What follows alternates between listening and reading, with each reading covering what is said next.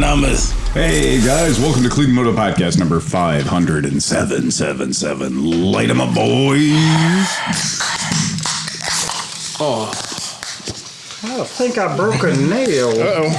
Nothing like the sound of a beer that's been transported on a motorcycle when you open it. Effervescent. Yeah. It's got the energy behind it. Spicy. So tonight we got quite a full house. I mean, a real full house. So to my immediate left we have Tom Pennington. Holy shit! Yeah, we do. Tom's coming in spicy. I was gonna say, and to his left we have Dan Kromke. and to his left, Steve Sleepy. and to his left, Johnny Mac. and coming around the corner, Speedy Pete, and in the actual corner, Chris Smith. and behind the bar tonight, Steve Hoffer. the grumpy sewer guy. Yay!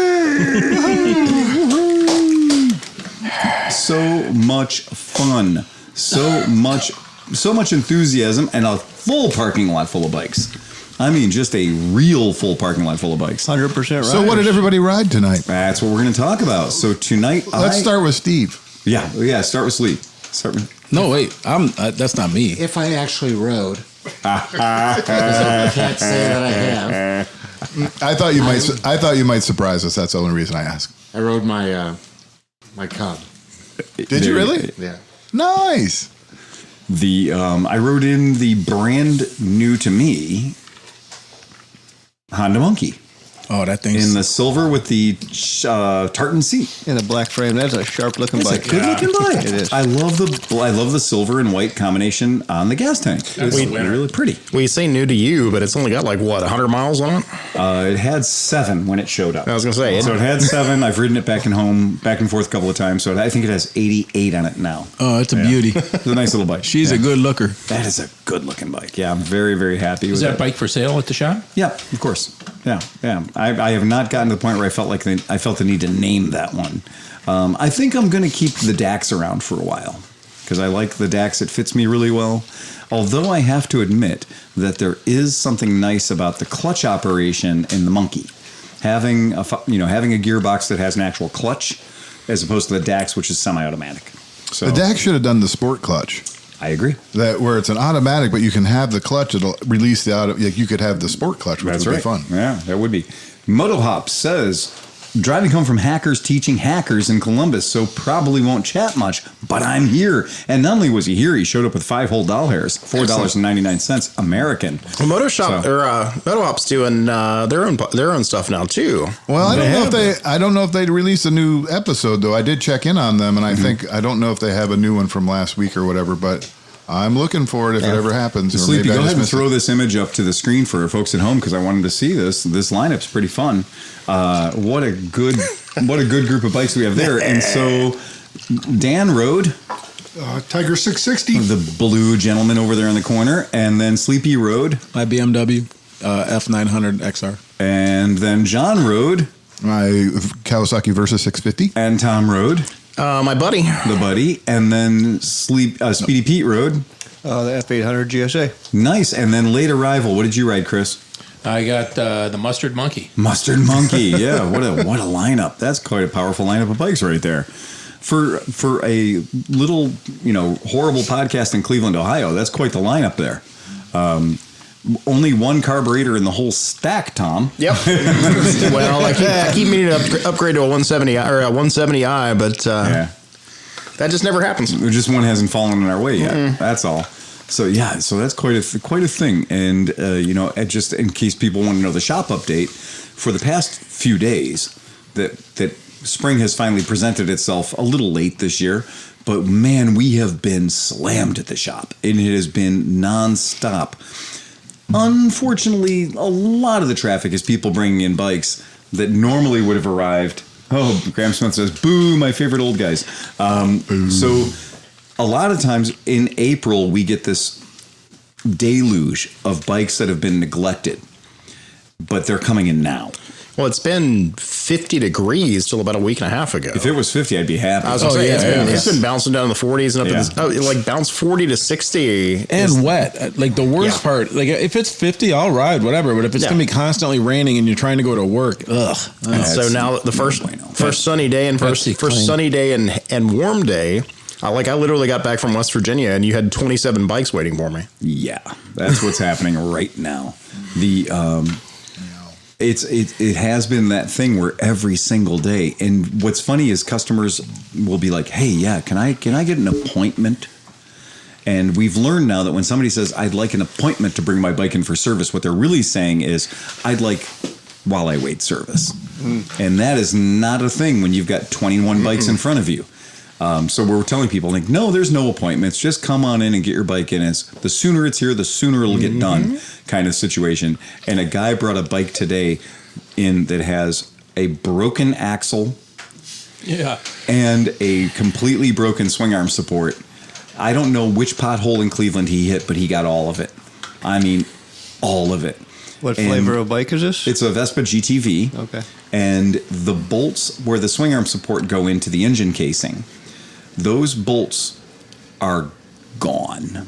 Oh, they're made out of rigatoni. So And what was the failure point? The bolt or the engine casing? well, Yes. Yeah, right. And the thing is, where they put those in, for people that are playing at home, when a bolt oblongs the hole that it lives in due to not being tightened for the right torque for about 5,000 miles or what have you, then you need to do a helicoil or a time cert, anything you want. But the principal operation in doing either of those things is you have to make the hole bigger. Well, the problem is when it's at the edge of the engine, when it's at the edge of the engine casing, there's no extra meat there. So in order for us to replace an M8 bolt with another M8 bolt, we first have to hog it out to M12. So we got to put a 12 millimeter hole there so the time cert or the helicoil has somewhere to live. And there's not enough shoulder around this hole to make that happen, which in layman's terms means if you don't have somebody that can build that area up with aluminum, by taking up a whole area around it, a whole new boss, and then going into that, but doing all that while the motor is hidden inside the frame of the bike is just about impossible. And I had to tell the guy, he's like, well, can't you just fix the threads? And I was like, dude, the threads aren't there. Those threads aren't there at all. And I don't have 12 millimeters of space to go into where there used to be an M6 or an M8 bolt. Can't you put in an M8.5? Right. That's what would be the perfect thing. Go from metrics to standard. Yeah, I was going to say, we're going to switch to standard. Right. But unfortunately, the particular place where we're going into is a high load scenario. So there is quite a bit of work being done. So the combination of these things means that when the guy brought the bike in, and fortunately he did bring it in on a trailer. There's no way this was running it under its own power.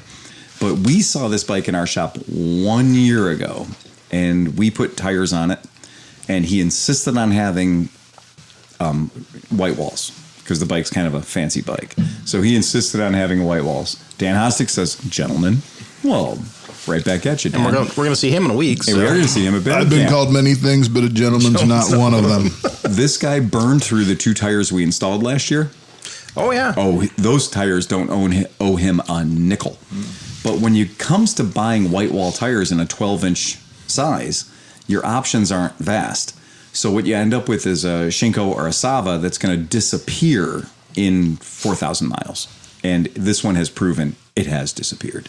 So in addition to broken axle, in addition to broken swing arm support, it also needs tires. This is going to be an extremely expensive repair. Well, and he just hit 9,000 miles too. So if he hasn't done the belt, he's going to need the belt and rollers. Oh yeah. People have called me a broke axle before. Greg O'Hagan says, "Good morning, folks. I am in the Emerald Isle watching the TT highlights and listening to you guys, sipping on a Pierre and Coke." Nice. Yeah. So That's badass. that is badass. Oh, Isla Man has been a lot of riders have gone down this year. There's a lot of photos live from the hospital. Oh, yeah. A whole lot of people with their legs in cages. But there's been so much awesome, too. There has been a lot of fastest sidecar, fastest lap, fastest. What was that? Was it 136.6 or something like that? Something ridiculous thing. Insanely fast. Dude, the sidecar, watch that sidecar run. Yeah. It is fucking crazy.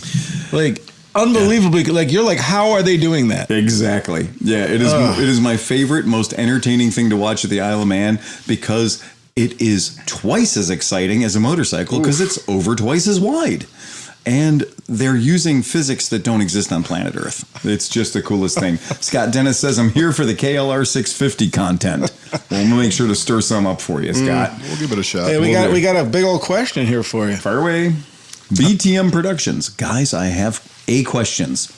I have a Moto Guzzi tour pack or trunk. It's lined and it's constantly got moisture in it.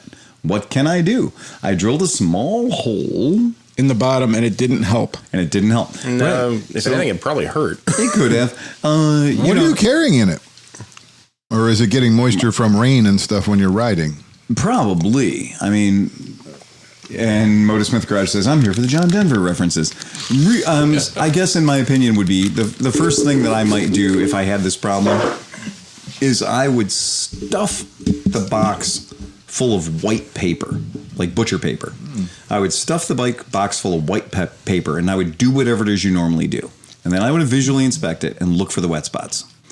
And that's going to give you an idea where she's coming in. Roll it in flour. Roll it in flour. Roll it in flour. Roll it in flour. Look for the wet spots. Even paper towels or anything like Yep. that, like a blue shop towel or something. You know, Yeah. that'll show the moisture. Yeah, figure out where that water's coming in because It's going to have to be around the seal, around around the lid is the first Well, target. if it's got, depending on which box it is, if it has lights in it, if it has the extra, like the GD stuff, it has the extra lights and the weird stuff all Or you around could it. have a backpack. It could be, yeah, And backpads have holes that mount the backpack. exactly. Put a bunch of cab lights on it and watch it leak in. Exactly. I'd fill Oh, it full. that's a dookie. It's a Nuki drink. Any hole that's there, though, take the nut and bolt off and put some silicone or rubber washer on it. Yeah. Put it back together. That might solve your problem. I'd pack it full every silica gel I could find, or silica gel pack I could find too. Yeah.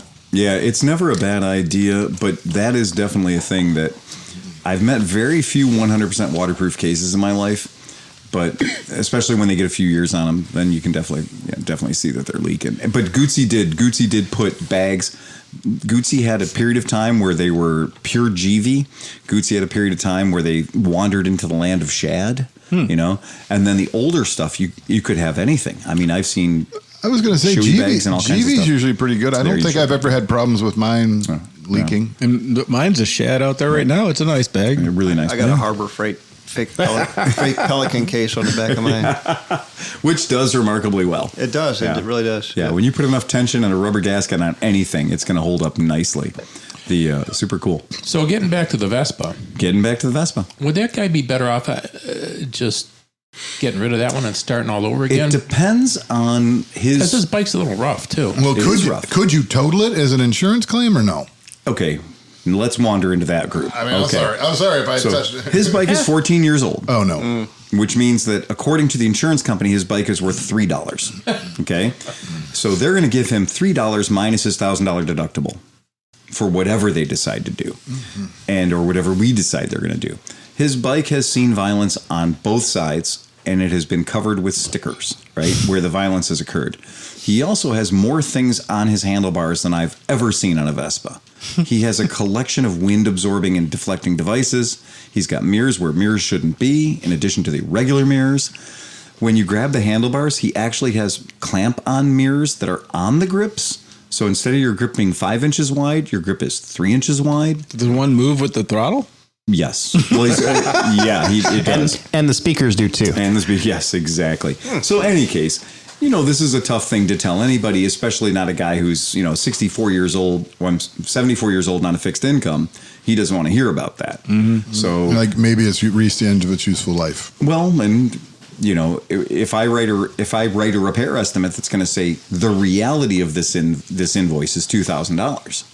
He might let that make the decision for him. Yeah. Because that's a thing. That's a reality. Because, I've got a 2006 Vespa that I ride all the time that runs perfectly. It's been consistently maintained, and it's covered in Chewbacca, right?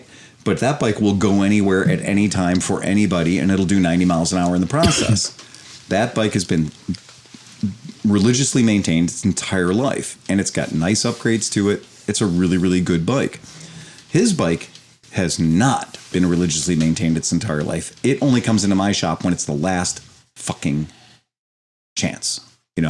Last resort. My shop is that bike's last resort, and he prides himself on having done all of his own maintenance, which is why last year when that bike came in, Tom was like, this thing's missing bags of hardware, So either he's not a fan of Loctite, or when something goes away, he just doesn't replace it, which was why his exhaust last year when he came in, he's got a Krapovich exhaust on there, but it was dancing in the wind when it showed up. So, that's that thing is... It's the Henry Ford school of thought. Well, it doesn't need a spring washer. Right.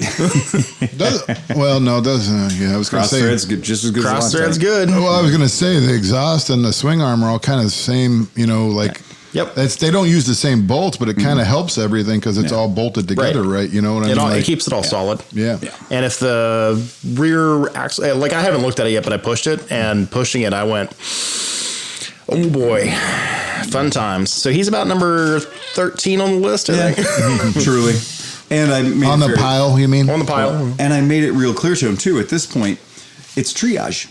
So when you've got 18 bikes that come in one day, triage rules go into effect. That means the bikes that can be done in an hour and a half or 2 hours are going on the lift first. And then anything that's going to be on the lift, Graham Smith says, yo, grumpy sewer guy, I love that man. Hell yeah, we all do. As we all do. I mean, like I said the other day, turn, burn, earn. That's the way it is. He's too grumpy to acknowledge your comment. I acknowledged it. So grumpy. We're not first in, first out right now. Can you use metal epoxy in that hole? You can, but it won't work. Yeah. I mean, it's too. I can JB weld the whole thing back together. It's No, not not JB No, weld. I'm saying is I could JB weld it back together. No, It's what not I'm gonna saying last. is if the hole metal is hollowed epoxy. out, Yeah. we have some stuff that's like 24,000 psi. Yeah. And you could fill it and then Tap drill it. it and tap it. Right. I don't know if that would work or not. We can give it a shot. Did anybody ever play with Alumaloy? I have. Those sticks. Those sticks. Useful, not useful. Watch some YouTube videos on that because you go to the bike show, you go to the motorcycle show, you go to the trade show, They make there's it the look guy beautiful. sitting there, and he's got his blue propane torch, and he's got the stick, and he's welding on pop cans, right? Well, the problem is when you put that stuff under load, you find out real quickly it's nice for ornamental. Yeah. It's nice for laying a piece of metal over a piece of metal and gluing them together. Yeah. But it can't work load. Well, shear load is the problem. It's one cunt hair away from solder. Greg O'Hagan says, my old boss used to say, tighten it up till it rings and then give it half a turn back. Yeah, well. Well, on this, the shock is cantilevering against the axle, which is cantilevering against the two bolts. So if the two bolts come loose, it's all shifting this way. Yeah, everything moves. And that's one of those things that the design of it is actually a really good design. It's one of the few swing arms it's one of the few scooter motors where you have the motor and the transmission acting as a big swinging arm. So you have a lot of unsprung weight, right? Which is never a great thing. But then in Vespa's world, because the motor is a robust motor there, we're throwing out, well over 20 horsepower.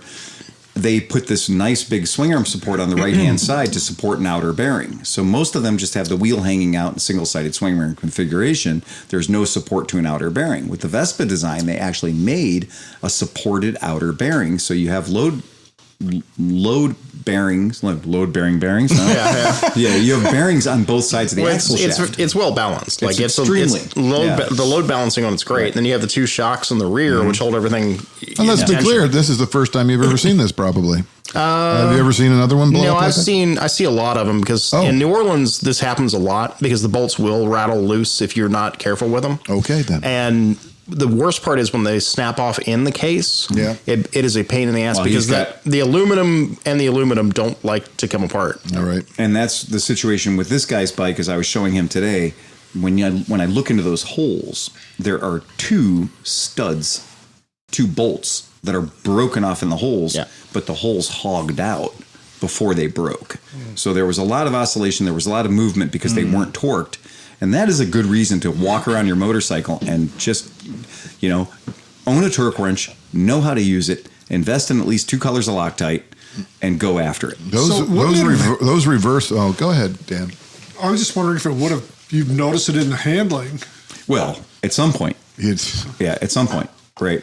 We've seen the worst the world has to offer. When I see a bike come into the shop that's only got 12,000 miles on it, but I can grab the rear tire and move the tire 3 inches to the left and to the right. So the axle is broke because the axle is coming all the way through for the primary drive through the left side out to the right side, and then you have the plate that goes on. So the axle is fucked. Or is the left side, like if you take the transmission cover off, is that busted there? The final drive. Yeah. So normally when this happens, the axle shaft is kind of like it's doing an oblong circle in there. Yeah. But if you allow that to Continue. if you permit that for long enough, then what happens is, in his case's bike, I can grab that wheel and I can just spin it. So there's no resistance anymore of the final drive. The wheel is bolted to the hub, and the hub is now broken away from the final drive. Oh, okay. Yeah. So that's why he can start the motor, and the motor spins, but the back tire doesn't turn.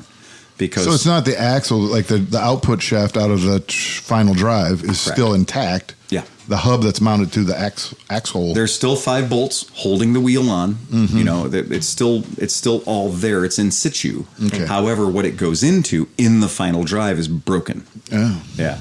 So that's why even getting to where the problem is, this means everything has to come off. And only a hero would try to do it with the motor in situ still hanging in the frame. But Tom knows, and I know, that his swing arm bearings and his swing arm bushings are also going to be gone. Yeah. Right. We have this really nice Beverly 350. It's got a little bit of miles on it. Got a top case on it. Right. Sir, let's go this way. He can own that. We're going to charge you $2,400 to fix the one you got, or charge you $4,000 for a brand freshy new one for you. That's going to do everything you need at a speed that you'll be happier That traveling. bike needs another bike. It That does bike need another bike. What's the old saying? You need an ignition replacement. Yes. You take the ignition and you replace it into another bike. Right. Yeah. My eyes look so blue on the Mac cam. On the Johnny Mac. Oh no, your eyes look so blue right now too. I have the handsome filter on it for you. Can you turn it up a lot more? It's not turned up enough. So did anybody do any fun work on projects this week? I don't want to talk about it. Okay, maybe new projects on shit you own? Oh no, I don't get to work on my stuff. Yeah, I've been working on my 76 BMW, and I'm just right now, I'm fighting with the stainless steel pipes, trying to get the stains off them. Wait, you mean on stainless steel pipes? Right. Well, they turn brown, and then if there's enough, it eventually turns black. Well, it's just stain less, not It's stain not proof. stains none. Right. This is true. I can't find anything that'll take all of that off. I'd like to hear what some viewers think might work. Not a bad idea. We're going to give you some Colonel Brassy and put you to work with the Colonel Brassy and see what happens. See if you like it. It does require a certain amount of elbow grease. And when but- you first get that stuff, you have to date it. So like you got to shake it for like I don't even know how long it takes. Take it out for pasta. Yeah, you got to And really. wine, yeah. All that stuff was made like in the 60s and it's still just left over. Like Yes. one big batch was made. And The pumice and the water are no longer in suspension. They are totally away from each other. We should use the martini. There's sediment. We should use the martini maker over there. Yes. Like a pink shaker. Yeah. But the good news is it has 2 ingredients. It has pumice and it has water. So that's the nice thing about that stuff is it works as good as pumice works, and that pumice works pretty fucking good. Well, Yeah. the best thing I found so far is Flitz. Flitz is a standby. It's Yeah. better than Mother's mag polish. Right. And better than the bar stuff that came with a couple of my polishing wheels. Right. Have you also tried Simichrome polish? No. Simichrome polish it might be German, but Simichrome polish is nice for your bright work, the stuff that you want to be super shiny. Simichrome's a big fan of the super crazy knife guys, and Simichrome is really, really good for once you got things looking nice that you can go ahead and throw a big old shine on it. Go ahead and throw the screen up here so the folks at home can see it. Simichrome metal compound, so Simichrome polish. Oh yeah, I've used a little tube. Oh yeah, that stuff's amazing. Yeah, that stuff works really good. And if you know anybody who's a brass player, they already know this shit. Yeah. So if you've got an old horn and you want to make it look good again, this is a real good way to do it. So good stuff, really, really nice, and it leaves a good little oily finish on it. Flitz is very similar. Pete, do you have an old horn? He's got it too. Autosol. I spent like $46 for a little tiny tube of that everybody stuff, in this and it's table has an really old horn. good. Yes, good stuff. Yeah. Gonna polish your horn when you get home, boys. Polish your horn. Yeah. I keep wondering why I got 500 steps before I even get out of bed in the morning on my Fitbit. You're wearing it wrong, John. Have you run a marathon? You have got your Your heart rate's really high. You got your Fitbit on wrong. So I have a bit of a weird one. One of our friends, Will Stoner, and if you know Will, you know Will. Will Stoner. If you don't, you will. is he's a good old fella, but he's the guy that did all the swap meets that turned into the AMA Vintage Days. Go ahead. Where's Will Stoner from? He's out in Novelty. Okay. Yeah, and he's out in that area. Or Chagrin Falls, technically Chagrin Falls. Chris He's in and I were Chagrin on the Falls. road the other day. We saw Will Stoner Way somewhere, and I said, "That's a motorcycle name." I said, That is a motorcycle name. I thought it was when we were in Pennsylvania, but anyhow, Yeah, go well, ahead. Will's an old racer. I mean, a legit old racer, metal shoe kind of fella, right? And he's getting on in years. He's about 130 years old now, and so he's kind of making some changes in his garage to make things easier on Mrs. Stoner. And one of the items that he's had for a long time that I've had my eye on is one very particular Triumph TR6R. And it's a bike I've always liked because it is the original factory green metallic finish. Never been painted, never been polished, and it has patinaed into what I can best describe as 1956 Korean Army issue green. It's nice. It's just a perfect level of patina. And this bike was previously owned by a gentleman from Columbus, Ohio, called Bob McKenzie. No relation. But There's a mouse in my beer. there's a mouse in my beer. I get free beer for the rest of my life. And what's funny is I went over to his house, and Will's trying to just thin his herd a little bit.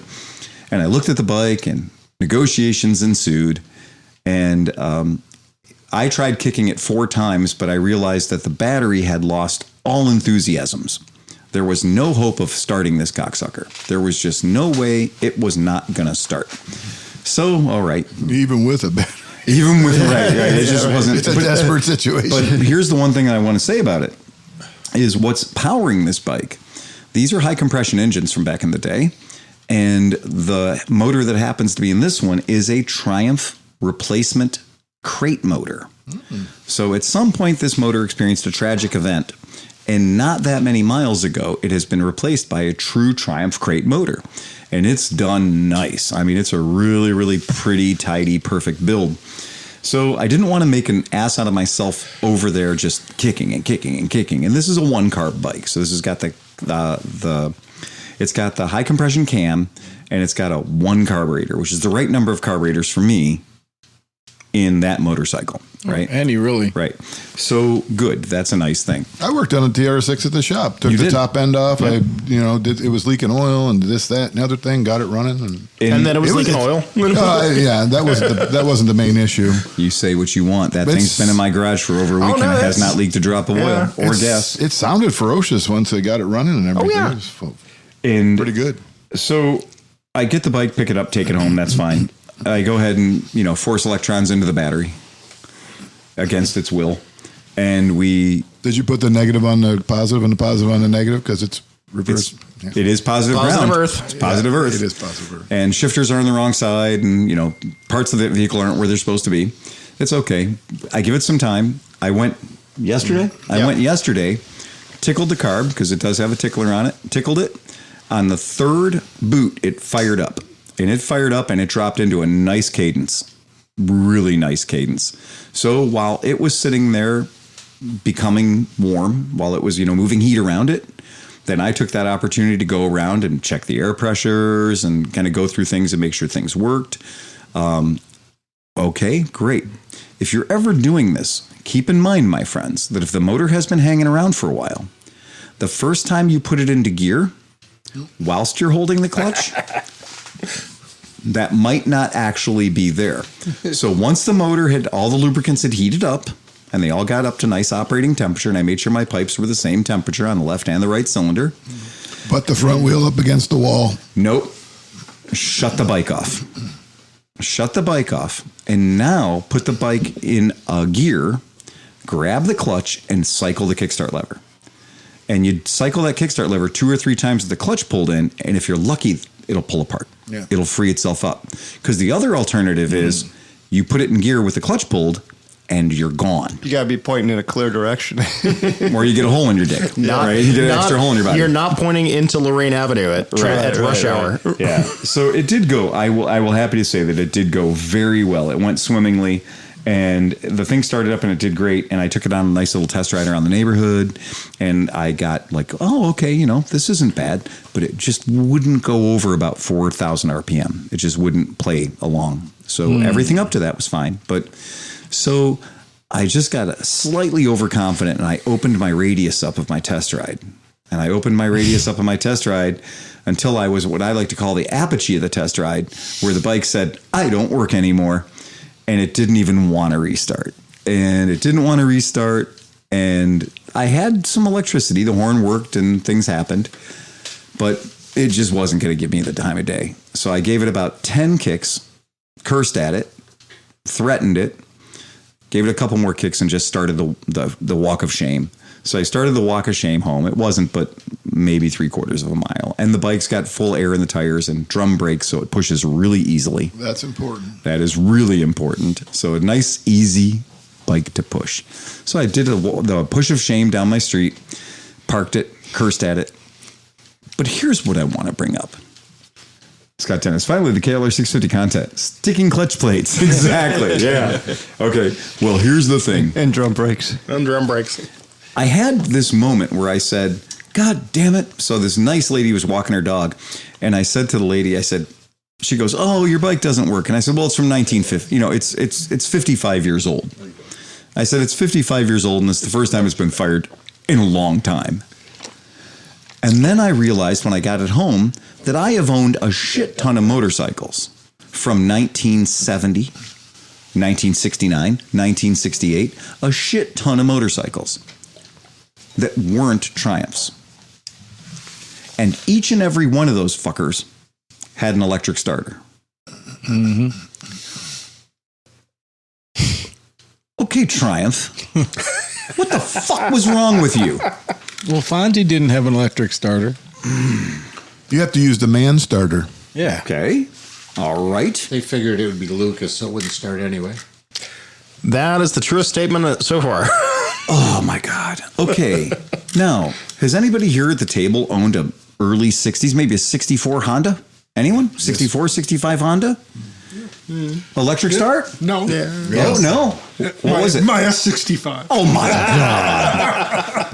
You just talk about starting and it starts. Right. Yeah. You just got to give it a little push. Whip the clutch out and it just goes. Right? You don't need a clutch at all. Okay. So aside from your S65, all these other motorcycles had electric starters. And they worked more than once, They were somewhat of a reliable component in the machine in my motorcycles from 1964 and 1965. I had a 1970 Moto Guzzi V7. It had an electric starter, and it had a motherfucker of an electric starter. It would start the car. Oh yeah, they've had It's a car starter. starters since 69. So Okay. 69, 68. I had a 1970 BMW R50, the gray bike. You guys remember that? Electric starter could start, 20 or 30 times on a charged battery. No questions asked. We don't need to talk about 1969 Honda motorcycles because every single one of those I've ever owned has had a great starter that was reliable and work every single time. Well, you could have a Ural up until, 98, and they don't have starters. Until 98 when they put it on the cam, and they blew up every single engine. Every single engine.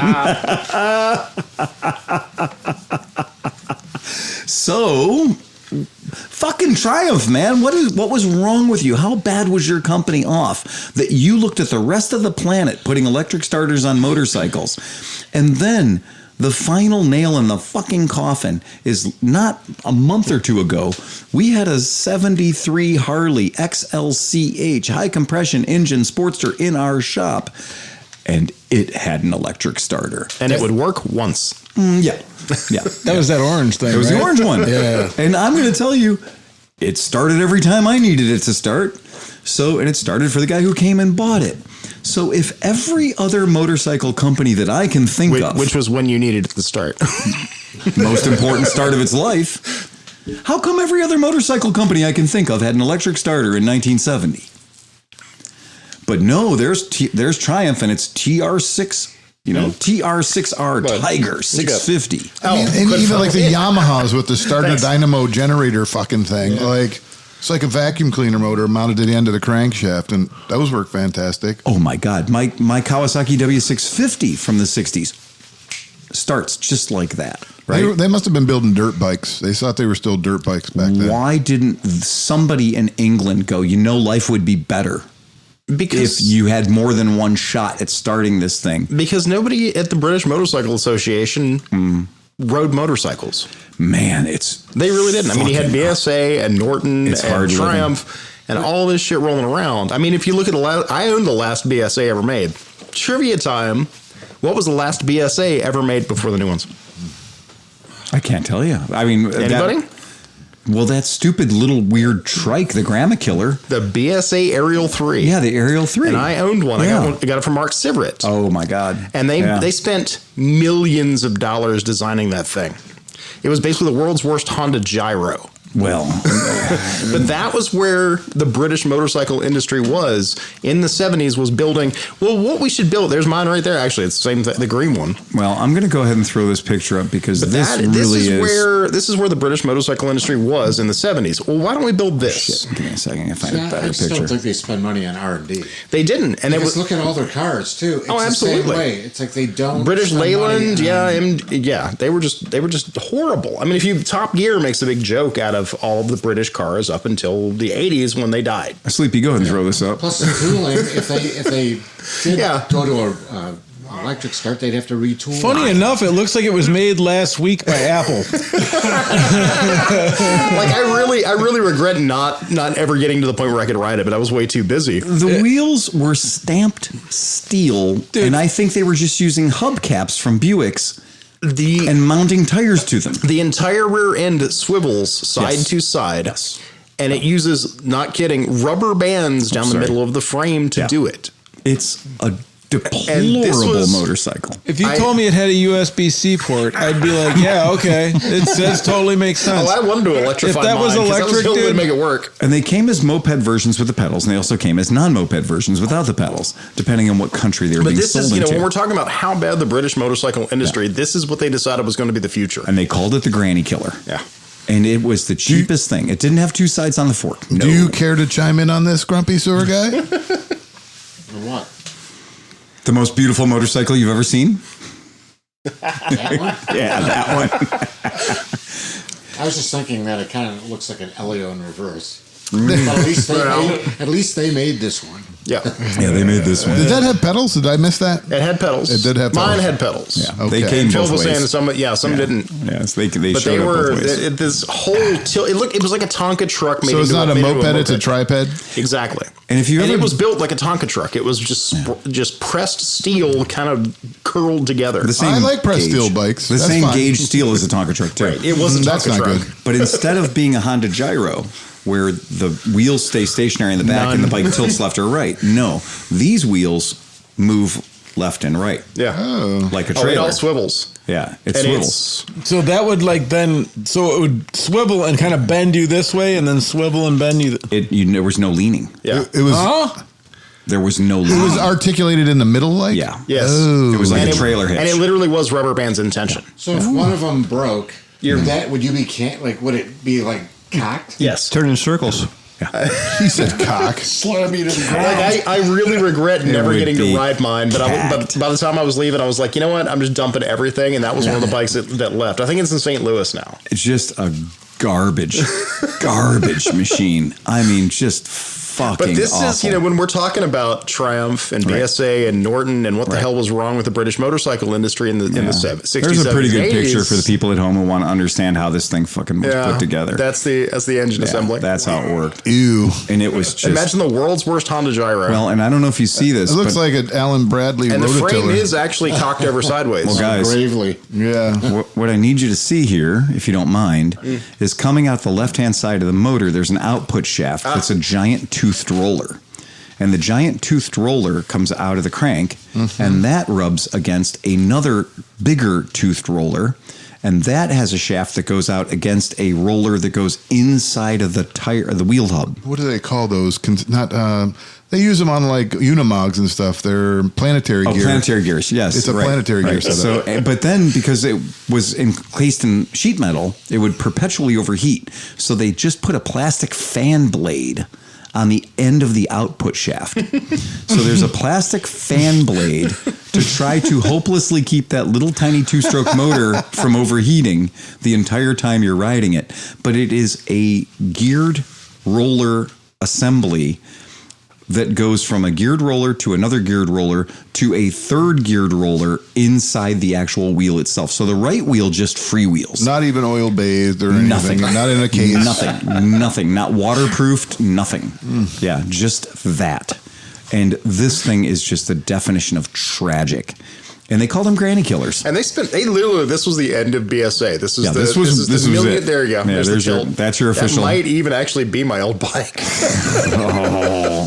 It's such that's the disgusting depending vehicle. on who you found it from, that might be him. But It's just a disgusting vehicle. But looks like that's something the British, because at the same time this would have been about the end of the run of Triumph when they were doing the Silver Jubilee and all that, and poof, gone. I mean, Lockheed solid steel brakes were the new thing. What year was that?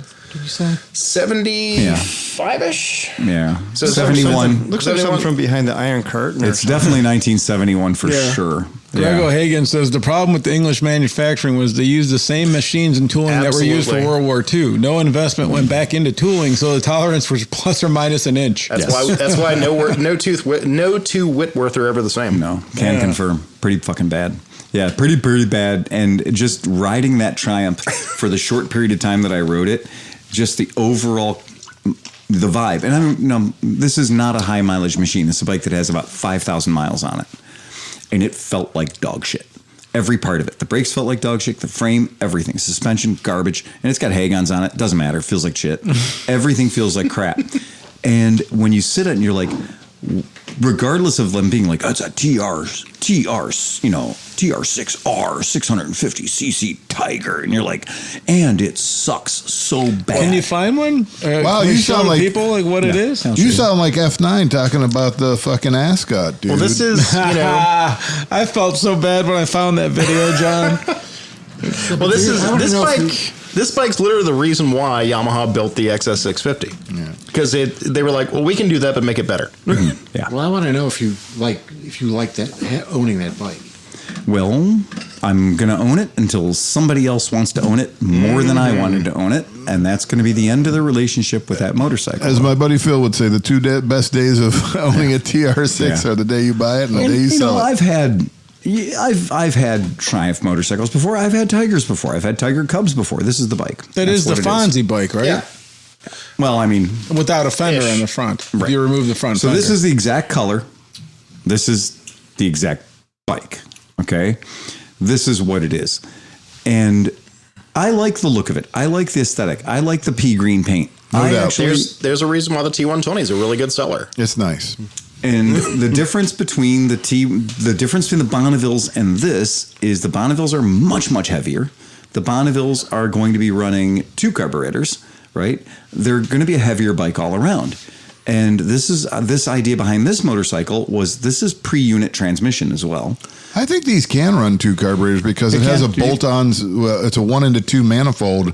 So you can pull that manifold off and put twin carb. If you want twice as many problems, by all means install in a second carburetor. I mean, the only thing worse than 1 AMOL carburetor is 2 AMOL carburetor. Well, I'm not going to put 2 AMOLs back on it. I'm going to put 2 Kians or 2 Makunais. So this is the way the bike is meant to be. This is the way the bike left the factory. This is what it is. And in its day, Triumph put a lot of these on racetracks. They put a lot of these into different events. They made a dirt version of this that had the scrambler pipes and the smaller headlight, and Steve McQueen was quite fond of them. Did you try jumping a barbed wire fence? I jumped the Kickstarter 5 times. I had enough. Yeah. So yeah, I have no desire to be out dicking around with that, doing anything other than proceeding gentlemanly around the neighborhood. But so how much do you want? $1 a cc? Yeah, $1 a cc. Yeah, it's going to go away. But it is one of those things that for the podcast, I just had to say, I've owned a shit ton of bikes from 1970 in my life, but it came home to me in this particular motorcycle, how far behind England was in 1970, in that era, Back in the old shop on West 25th Street, didn't you have a Gold Star or something? BSA, BSA Gold Star. Yep. That was a pretty looking bike. 1969 BSA Gold Star. Great to look at. Again, the shifter fell off on the freeway. Other parts also evacuated. That's the bike that when I sold that bike, I sold my Whitworth tools. Yeah. Because I was like, I'm never doing this again. But you did. There we are. Right. So that's you it. showed you. Well, that showed me, and Tom was said immediately. Tom was like, "Oh, another one that we're going to sell to Joe Casola." Yeah. So the next time Joe Casola comes in town, I'm sure he'll make me a great deal on this bike. I was going to make comments. This comment here about the invalid car and the 3-wheeler and everything, and it's like, I didn't want to make comments, but I get it. AC Invalid. Oh, I've actually found a pair of. I thought it was an invalid car. I've actually, found a pair of Sinclairs, and I am not going to go get them. But I found 2 Sinclair, what is it, C5s? Yeah, the and I Sinclairs. cannot bring myself to go get them. That's another thing that was just a joke just a horrible- of the yeah. entire the entire automotive industry. It was like, oh, look, it's an electric car. I can't but it's believe you're not It's a saying pedal something car. like that should be the perfect car for you, John. What, Sinclair? Oh my god! What if we made an Apple computer into a 3-wheeler? Oh man, it's so bad, so bad. You said the problem with your bike was it was only running, it wouldn't run above 4,000 RPM. And the problem today with me was it wouldn't run below 10,000 RPM. Oh really? You found an air leak. No, until we changed some stuff up. So. I like it. It's got a real nice idle at about 10K. I was going to say, remember that the generator carburetors actually have to hold closed. Yes. Oh my god. That's a performance. I there was a spring on You it. have to have a so- return spring. That's a performance carburetor. It only has a main jet. One main jet. So what did you do there, grumpy sewer guy? Well, the carb on it was filled with mouse poop. Oh, And what? it had corroded the whole body of the carb. And which bike was this on? The CL125. CL125. A. Yeah, one. Yeah, sorry. I have the other one too. I have an S too. So Did you have the blue one or the red one? the red one? The red one. Yeah.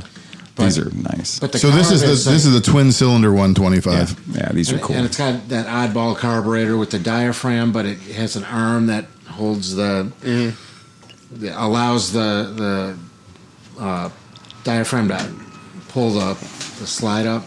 So that's not working correctly. And to get it to run, I could stick my finger in there, hold the throttle open with a pair of vice grips, and then hold the throttle open. So His isn't that ratty. Isn't that right? It's more mousy. It's more mousy. Yeah. And that's a beautiful bike, man. So I just wanted to see if the thing would run, and it was a hard starter, whatever. So We sorted through a dozen things before we got to there. I mean, yeah, that- because the mice got up into the frame tube and chewed apart the coil wire. So we pulled that out and fixed that and cleaned the points and did all that stuff. And then it was, and also when it started up, it blew about a pound of rust out of it. So because this bike was locked up. We was started at locked up. yeah. Oh man. Yeah. So, but now it runs okay. I had a Honda lawnmower, and I pulled the carb off because the spread of the The studs matched up. the studs were close. They were close, not quite right. Yeah. So I put that carb on, and it runs. It runs. It revs. It idles. When you were doing it, I was like, I'm not going to bet against you getting that running because I know those little carburetors will make almost anything run, you know? Now you can cut your grass on the bike too. Yeah. Yeah. I just liked how it had the 3,000 washers holding each side of the car. Well, you couldn't put a nut or a bolt through it because they're hogged out? Hogged out, Yeah, they're so hogged you can't out. get anything in there. Right. So I had to use the studs from the lawnmower, and they were like 12 feet long. So that was the only way I could do anything. You're using deep well sockets as Yeah. spacers. I went through a few different iterations of it, but finally the washers were the only thing. And is this I'm trying to remember this motor. Is this the chain drive overhead cam? Oh yeah. Yeah, this is a chain drive overhead cam. These are really cool motors. Oh, yeah. Yeah, these are really cool motors. I like these motors. I mean, it's kind of like a CB160, but smaller. It's like they made an SS125A, which was a twin carb version. So this is a single carb version of it. 50% better. One less carburetor. One less carburetor. One carb. Hey, we got a question. Steve, I actually have a carb out on my bike that will probably work for it. I went through my stuff. I found one. So Michael Rubbo sends a really good question from out there in the land. He says, have any of the podcasters ever regretted owning a 70s Gucci? I think Phil regrets owning at least 3 right now. At the moment. Yeah. So here's the trick with old Gucci's. You know, when you have cats around, you develop a disease called toxoplasmosis, where in the cat's shit is a chemical that is designed to trick mice into not being afraid of cats no more. So then the cat poo contains a chemical in it. The mice are around it, and the mice suddenly don't become scared of cats anymore. And so the cat has a nonstop supply of easy to kill mice because the mouse will walk right up to a fucking cat. And there's been a thing, and Wives' Tale or whatever, goes on forever. It says, ladies who keep a bunch of cats, it's because they have toxoplasmosis and they just can't stop being attracted to cats. Moto Gucci's, old Moto Gucci's, are exactly the same way. You could have... They smell like cat shit. 1. Yeah. That's not wrong. And 2, you can have a Gucci in your garage, on your lift or whatever. You can nurse it out and stretch it out over the ownership of 4 other motorcycles while you're slowly building up the parts you need to put this bike together. And then someday, one day, the bike will actually get started. And the bike will get started and all that tractory bullshit will all happen. And it'll just duck, and you will get an overwhelming sense of joy and develop a sense of loyalty that will never go away. You might only ride that bike for another 200 miles in the next 20 years. Chris and I went and rescued a Moto Guzzi T1, right? It had 1 disc brake on it. So we went and rescued a very early 70s Moto Guzzi. How many electric starters did it have on it? Just one really fucking big one. But the point is that bike, well, the heaviest thing about that bike was the boxes that it was stored in. Because no part of that motorcycle was a motorcycle. It was a collection of boxes that had motorcycle parts in it. But the Guzzi is so strong that the man that died, and he died loving that bike, even though he hadn't ridden it in a long fucking time. And the bike killed him. Let's say Christine. Hold on. The disease gets passed through the generations because his daughter also had a weird, how do you describe that? I think it's target fixation.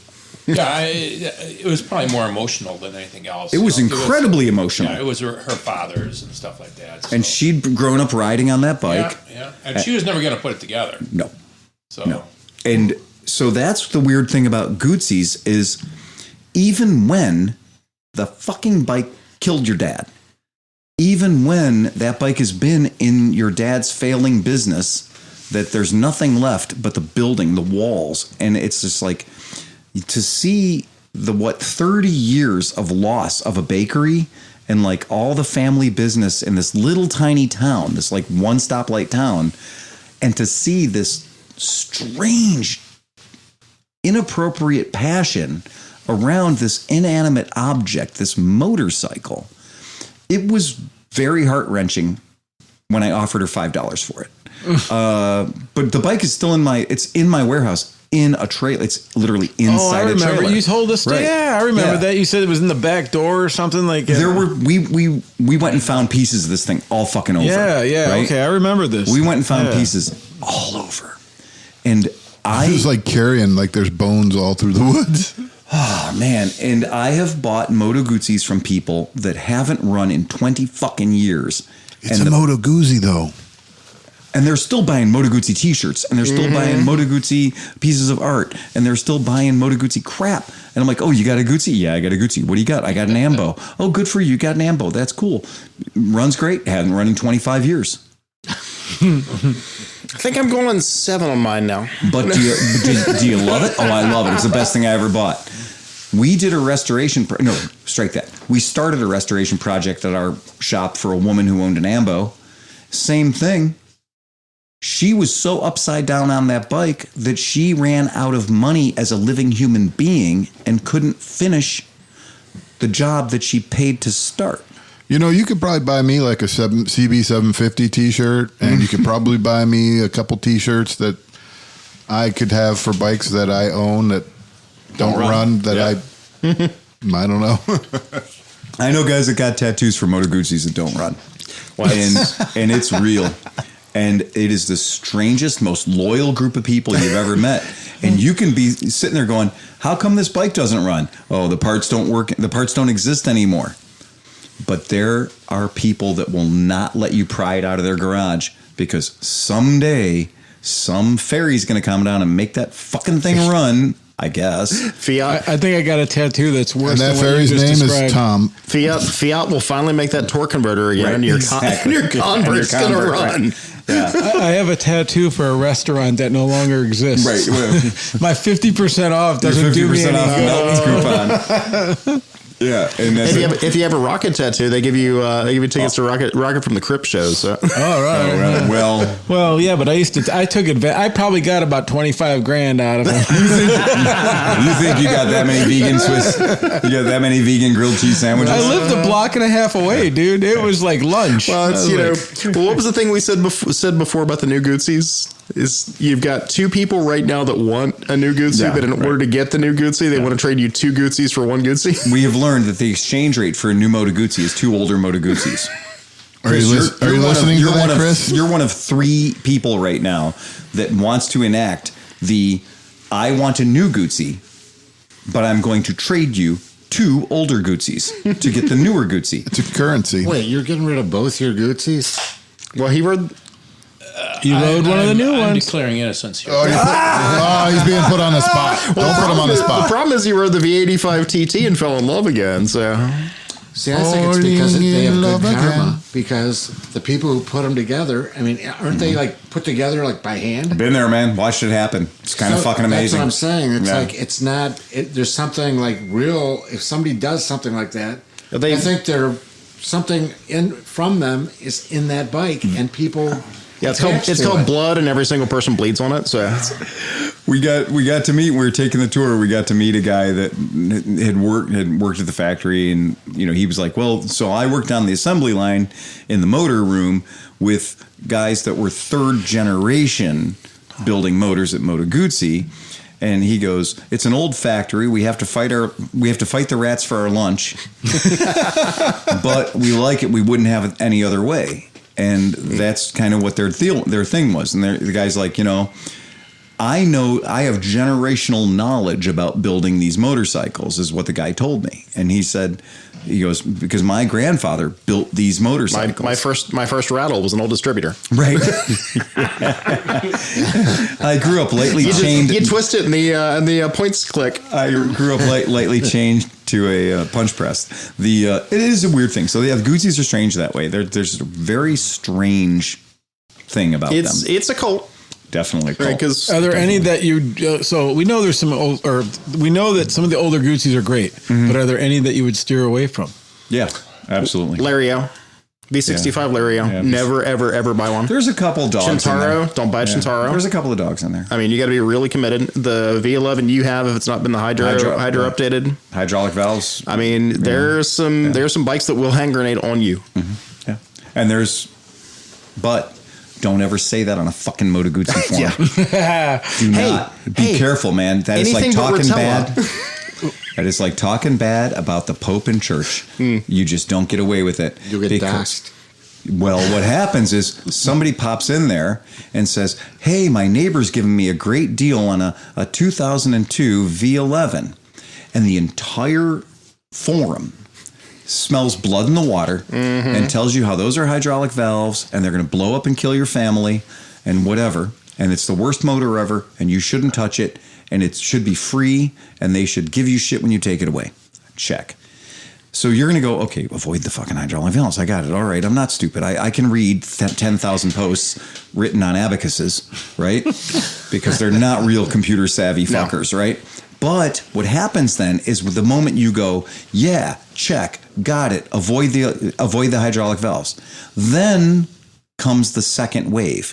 And the second wave are the guys that all have over 200,000 miles on their bikes with hydraulic valves. And you go, wait, what the fuck is this all about? Well, their computers are on a 14.4 modem, right? So it takes them a little longer to get the information out. Well, how do you have 200,000 miles on your bike with hydraulic valves? Oh, I swear by Rotella, right? And now it turns into an oil thread. Olive oil. Olive oil, right. Has to be extra virgin. And so this is the problem with Moto Guzzi's is anytime somebody makes a declarative statement about the reliability of the V65, there are 15 guys that are cocked, locked, and ready to rock with a story about the one that they had that they drove across Australia 4 times in 115-degree weather, dodging drop bears and shit, right? So you got to be a little careful, just like when people say, like, oh, certain BMWs were just nothing but trouble. Well, no, there's always going to be a guy that has 200,000 miles on one. Is a drop bear a koala? Yeah. Okay. But it's an angry, rabid koala. I used to follow all those threads on Adventure Rider all the time, right? And like the thing that those guys aren't telling you in their arguments when they're trying to win you over is what they'll post on Adventure Rider, which is 68,000 miles. I had to take the motor in half and change this, and this, and put it back together. They leave all that out when they say, so basically, if you're not a full-fledged, like, take the fucking motor down to the actual seals and put it back together guy, you're not getting 200,000 miles. What do you mean I have to service the output shaft at 70,000 miles? Right, that's what I'm saying. Like, there's a lot more than just like, I put Rotella in it and I got 200,000 miles out of the bike. Like, no. I've had no shortage of BMWs that had the final drive problems. Yeah. And I've also had no shortage of BMWs where the rubber cush drive between the motor and the transmission also is just a big rubber donut, and it's just got diffused, you know. I've also had them where they leaked all the oil onto the clutch, and clutches don't work great. Dry clutches work really poorly. Rear main seals are when so they're fun. covered in oil. So out of this motorcycle that is a legendary stalwart king of performance and duration, I myself have taken the whole back of that cocksucker off to do one operation and then put it all back together again and find myself right back in there in 3,000 miles because the stress has moved slightly further forward, you know? And you're like, man, that's not a great way to own a motorcycle. Like I'm not having a lot of fun with that bike that's a part on my shell or my lift.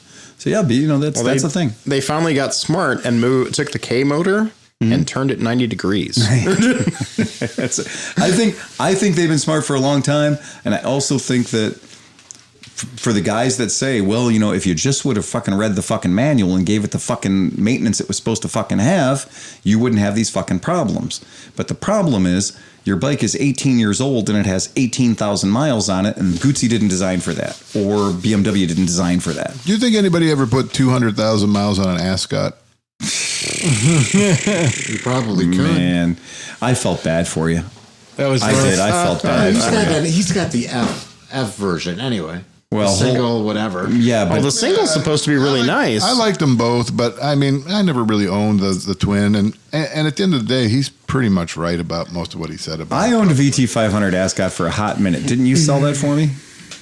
I don't know. Didn't you sell That's that one one? with that had the bad I had a black airbox one. gasket, right? Yeah, I had a black one, and I always wanted a VT500 Ascot. I always thought an idea of a V-twin motor in a standard bike I didn't, you know, fall into the whole street tracker thing or whatever that Honda was advertising. But I thought, you know, a shaft drive V-twin 500 would probably be a pretty goddamn good bike, right? And so I got a 1984 version that, you know, got happily traded into us when we were at the Lakewood store. Rode it around for a little while and just realized that they put everything in that motorcycle except for horsepower. and it didn't. Sometimes Honda does that. Yeah, it just didn't. Well, that's what Ryan F9 said. He kind of said that. He kind of nailed it.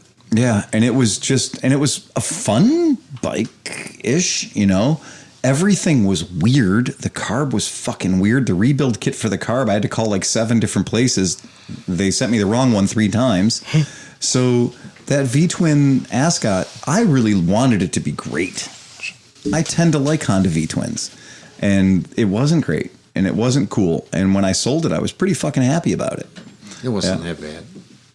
I Again, like that bike. Yeah, I But it wasn't the worst bike of the 80s. I mean, come on now. Ryan smoked That was it. not the worst bike. real hard. But how much better is a Transalp with a V-twin 700 in it, and that whole package? Just Well, a PC 800 is one of my favorite. 600? Yeah, Transalp 600, an old. Excuse me. Yeah. I've always been pleasantly surprised with the way that the V-twin motor in the PC 800 delivers power. They rip, and they do ride real nice. Again, I know a guy who's got one and lots of parts. If anybody's interested, Yeah, but the VT like 1100s Yeah. were okay up to about 70, and then it sounded like it had asthma, and you need to give it a shot of albuterol. Oh, that was a motor that was absolutely, we're going to do everything so Harley that they shot themselves in the foot. They really did. I feel like that particular motor, they did such a good job emulating Harley Davidson that they left out the power band. I think they just went, we're just going to have to rev it up to here, and then it's not going to rev anymore. Right, because that was a 3-valve motor, right? Three valve motor and hydraulically adjusted valves. It had a lot of stuff going for it. But in their first iteration with the 4-speed gearbox, oh God, man, that was a hard motor to live with. And I've had a few of those kicking around. And again, it's fine. It'll probably run till fucking cows come home, right? But it's never going to be like Light Your Hair on Fire. This is awesome. It's not. It just looks the way it looks. But sometimes when a bike doesn't have a lot of power, if it has enough character, it pulls it through. Yeah. So it's like, kind of. I remember riding. What was your black one? that was the FTU 500. That was the single cylinder. Yeah. Yeah. Because that had character. Like, FTs are. I like happy so those bikes, like when you're on that, you can hold a gear and take it all the way down to like 1500 RPM. And like the camming on those Hondas was nice. It was really good. That you didn't get the lurching. Kawasaki's, every Kawasaki, they're cammed a little lumpier. And when you try to lug a gear, it just goes, you have to always drop a gear. Yeah. And now that's kind of carried through the CRF 300 that my brother has, fuel injected and everything. Mm-hmm. But if you try to, take it in third gear and let it go down to 1500 RPM and then wick out of it, nope, it doesn't. It'll lurch, it'll do it, but it's not smooth. Like it's going to fight its way through it. That 20-degree movement in your front forks too was really interesting. That's called a mechanical steering dampener. That's the flexible tubing girder front suspension. Those steering head bearings were by the company Notch. Was that the day you made me ride that like all day, and you rode my African Twin or something? Oh fuck yeah! I'm not going to fall for that again. And then the Kawasaki has a triangle for a seat. It goes right up your ass. Right up your ass. I'm sorry, that's the KLR 650 talk for today. There you go. KLR talk. KLR 650 talk. You're tuned to KLR talk. We had a customer bring a KLR 650 in the shop when we were at the Lakewood store. The guy brought the bike in, and the whole bike was like, it looked really nice. It was pretty late model, pretty low miles. I was like, okay, well, we'll do whatever it needs. He's like, yeah, I want to get the doohickey mod done. And I was like, yeah, I've done a bunch of those. That's not a big deal. I can do that for you. And he goes, yeah, and it's just, he goes, I just don't know. He goes, I think I need new tires because this thing just won't hold a line, right? And I went, okay, won't hold a line. That's fine. He leaves. I go out, fire the bike up, go to pull out of my little parking spaces next to the road, and it won't turn. His headset bearings were so crushed, perfectly straight ahead. So if you put this bike up on a center stand, literally it was like you had a steering lock on. But it was razor beam straight ahead. It was perfectly straight ahead. The only thing I can think is he put it in a wheel chock in the back of his trailer, tightened the straps down super tight, and then left it that way for a month and a half. So it crushed the steering head bearings. I couldn't drive it because anytime you would get past that dead spot, it would just fall in, right? But you also couldn't hold a straight line because the bike is literally just seized. It's just there. I had a bike with just a detent, just like it's just starting to go bad, and that will fuck with you. Oh, it fucked me because like you're in a hard. turn, you're always like, what the hell is going on? Oh, man? the second you pass that detent, and this was, I have no idea how the guy got it there. I just don't know how he wrote it in. Sometimes stuff like that deteriorates so slowly that you're accustomed to it, and then he probably didn't even notice it. It was something. He attributed it to the tires. When the guy looked like Popeye. His forearms were like that big. He's like, I don't see a problem. I just was like, God, this is really freaking bad. And the good news is everything in a Kaler is pretty fucking easy to fix. So, you know, there's nothing in that bike that doesn't come apart real easy. But damn, it was something. And when I finished that, and I was like, because we tend at the shop for a long time, we were just using all balls. So we would just do all balls for all of our bearings. It's nicer quality stuff. And so I popped those in, and it felt great. Did the doohickey mod for him. Honestly, probably never would have needed it because he never put any kind of miles on it. And he picked the bike up, and I said, hey, I just want to let you know. And I had his bearings in a plastic bag. And I said, this is what you were driving on. Like, this is deadly. This is super dangerous. And he went out, left on the bike, immediately brought it back and went, no, dude, there's something fucked up. The whole front end of this bike is loose as shit. Like, it's all over the place. And I was like, no, it is exactly the way it's supposed to be, man. And so I had to walk him down my row of bikes. And at our old shop, the whole back row by the wall was all vintage bikes. So I walked him down the whole row of bikes. And I was like, see, you know, when the bike's on center stand, there's no resistance. The handlebars can fall left and they can fall right. That's how you pass the test. And so there was one bike in my entire shop, like a little KH 100 or something, that had some notchy old bearings in it. And the KH kind of went, and then it would go, and it would go.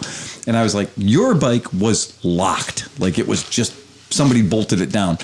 And he says, oh, I don't know what you did, but I hate it now. And I was like, well, you're going to have to learn how to ride a motorcycle all over again because that's how it's supposed to be. That's crazy. Yeah, it should turn telepathically, man. You shouldn't have to fight it to break it free out of that notch and then recover from every single turn. I couldn't turn. I mean, riding it like a normal human being, I couldn't make the bike turn. Dang. Yeah, it was fucking despicable. Yeah. Well, it was like that book that we got that one time, to How to Fall into Turns, where you push with the opposite hand. Yes. Yeah. And that's probably what he was doing, because if it fell in that way, Mm-hmm. he'd have to push back on that hand in order for it to come back to center. Absolutely. He just always leaned. Yeah. So he was actually Never on riding center. right because of that notched bearing, and so now he's not going to do it anymore. It was terrifying. It was absolutely terrifying. Yeah, I would not want to ride that bike ever. That was just an awful thing. Yeah, that's pretty fierce. Anyone else got any stories or projects they're working on right now? Not really. I've been working on my bike. Tell me about your race bike. I did a lot of painting, and then a lot of wet sanding, and then a lot more painting, and then a lot more wet sanding, and then I realized I had a hole in my fucking hose, so I wasn't getting the PSI I needed. So just everything that's always worked for me for the last forever didn't work this time, and I was literally losing my mind because I'm like, I've done this 30 times and it always works, right? Yeah. Well, what I didn't know is my wife closed the garage door and it crushed the hose when I was doing something. And it was enough that it split the back of the hose. And since I use a turbine sprayer, You're low pressure. it's low pressure, but it also makes a shit ton of noise. You can't hear us. can't hear a hiss. like that. So I'm spraying it and it wasn't getting the atomization and stuff. So I think I have carpal tunnel syndrome from wet sanding shit. You can throw the picture up. Yes. Yeah, Well, throw the now, picture up. now it looks actually all right. So Yeah. it's getting there, but Yeah, it's definitely getting there. That's for sure. so, and then I'm trying to do some graphics this weekend. I'll be doing some fun stuff like that. But so, and then I gave up. I took it out, took it around. It's really smooth. It's really fast for what it is, all that. But me and that GP shift are not going to it ain't happening. I tried so hard to get used to it, and I was like kind of getting a little saucy on this one part of this road. Instantly fucking misshifted and went the wrong way, because as soon as I start to get into my flow where I'm like used to doing it for the last 30 fucking years, Muscle memory, right? I can't put, my brain cannot do it. So I'm ripping those off. I just did an Affirm thing for $499 for a new set of fucking rear sets because I had to get ones that allow you to keep the blipper so you can have the blipper in it, and then I'll be selling those other ones. I couldn't do it. I tried my best. I don't blame you, man. And I'm not trying to be captain. I'm not like, I don't expect to be the fastest guy in the world at all. I have friends that only ride motorcycles on the track. They will not ride a motorcycle on the street. They don't own any bikes outside of their track day bikes. That's what they do. That's their whole jam. They think the street is dangerous. They want no part of it. And they have upside down pattern, GP shift, and they're fine with it. But that's fine. That's all they fucking ride. Yeah. Me, there's no way. That's the Triumph. I upshifted and downshifted, always wrong on that bike. Like, just, it's on the wrong side, and that's enough to fuck me up. Yeah. And if you take the same stack and that SW1 that I rode at the DGR last year, that's got a GP shift pattern on it. And that's such a dumb little clown car motorcycle. It's not a race bike. Well, that's the thing. It's like if you're riding a scooter or something like that, you can kind of get yourself. Even if I had an Arrow, my brain could be like, "Oh, that's right, it's this way, whatever." Right? But if you're like right now, I'm trying to learn a new bike. I don't know shit about this bike, and like I'm trying to learn as much as I can, going up and down my street with 4 turns on it. Yeah. Because I don't want to go to the track with 0 seat time. But I can't take it anywhere because it's a track bike, right? If you're in the wrong gear transition for 4, 5, and 6, you're gonna fucking crash. Right. But I just noticed because I was starting to get a little comfortable, so I started throwing it through a couple of turns. The turns on the road that I could go around my house. Yeah. And by the second or third time of like, oh, here we go, and I started concentrating on other things. Yeah. My foot just went right back to the old thing, and I'm like, fuck. Yeah. And I'm just like, this is dumb because like I'm not going to enjoy myself. It's going to take me a season to get used to that, and then you're gonna jump on your street bike and you're gonna fuck that all up. Right. And I don't and like the thing is like I understand the reasoning for it, and I can guarantee you that I don't need that reason. Like Every single time on the DGR, I got 200 people behind me. Yeah. I'm on a fucking weird little Japanese motorcycle, and I would just be like, okay, light went green, toe goes down. Do you know how hard it is to start a 250 in second gear? You have no authority whatsoever. Yeah. And, it's not a brand new 250. You're like, okay, downshift, haul ass, light went green. Downshift, go. Everybody in the back's like, man, he's being really courteous, not really running away from the lights. No, I was trying to fucking run away from the light, but I'm in the wrong goddamn gear every single time. Yeah, it's no fun. No, and I would rather focus on other things. I don't want to learn that. It's like, you know what I mean? Like if I can go to like Mexico and not know Spanish, right? I'd prefer that than having to like literally go and learn Spanish before I got to enjoy Mexico. Yes. You know what I'm saying? So. Yeah. Oh, you're right. I agree. I think it's a good move. I have zero complaints about that, man. That's smart thinking.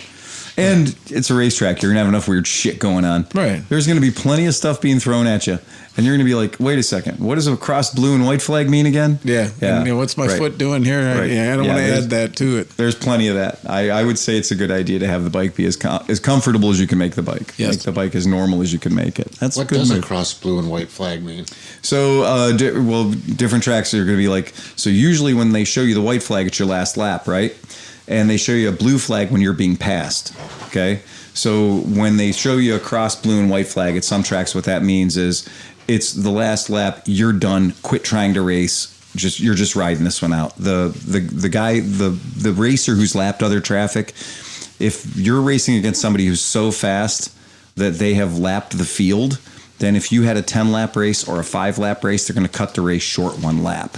So when you see that blue and white flag means you're not going to get all 5 laps. You're not going to get all 10 laps because there's been somebody out there who's so fast that once that racer laps somebody, they're going to take a lap out of the race because congratulations, we don't need this to continue. Right. So then when that first racer passes the checker flag, then everybody just stops. Yeah. So what's going to happen is when he passes a lapped rider, okay, in a lot of club racing and stuff like that, when that guy passes a lapped rider, he's probably going to get shown the white flag. He might know that there's 1 lap. But if you're sitting there and you're in somebody's pocket and you're like, yeah, I got this guy figured out, I just need 2 more laps to reel him in. Well, all of a sudden you're like, okay, I'm on lap 3 or whatever. And then boom, you see the white flag come up. You're like, wait a second, I needed 2 whole more laps to make this move happen. Well, they just shortened your race by a lap. I mean, we typically would put it on Scott Smallwood's back is usually the way it would work out. Scott would just basically, we would go out and we would be there as a opening act for Scott Smallwood. Yeah. So if we were in a combined race where our stock class was running with the specials class and he was on the track with us, then no matter what type of track we were on, if we were on a 10-lap track, we knew that we might only be seeing 8 laps, we might only be seeing 9 laps. So if you've got something hiding, if you're holding back something, don't hold back too long. Because I've had many times, especially racing with Scott, where I was like, okay, I've got myself lined up, I've got my guy in front of me. And it's really embarrassing when you're fighting for third place. You know, that's a podium, right? And so you're fighting for third place and you're like, okay, I can get on the podium. I just need another lap to make this happen. And Scott I didn't know it because I'm not on that part of the track. Scott's over there lapping somebody.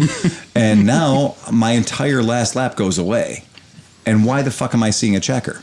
Like, there's no way I should be seeing a checker right now. So that just warns you that you're going to lose a lap. Yeah, and so historically speaking, if there's a battle going on and you don't know it and somebody's coming around and passing you, they'll generally throw a blue flag at you as a courtesy to let you know you're about to be passed. Mm-hmm. But then if they throw a blue and white cross flag, that usually means that, okay, the race is officially over now at this point. You know, the checker's already been thrown. And that's generally for the people that are coming in really close behind Scott, or like the racer that's a lap ahead of everyone else. So my buddy Kevin, who I helped work on the CB160 a few weeks ago, he went out racing last weekend. I saw that. And I guess he got on the podium like 3 times. Yeah, it's fantastic. I haven't got to talk with him yet, but I'm looking. I got to get in touch with him. It's really cool. He didn't blow up the bike. Yay! That's the biggest thing, man. I don't care where you're from.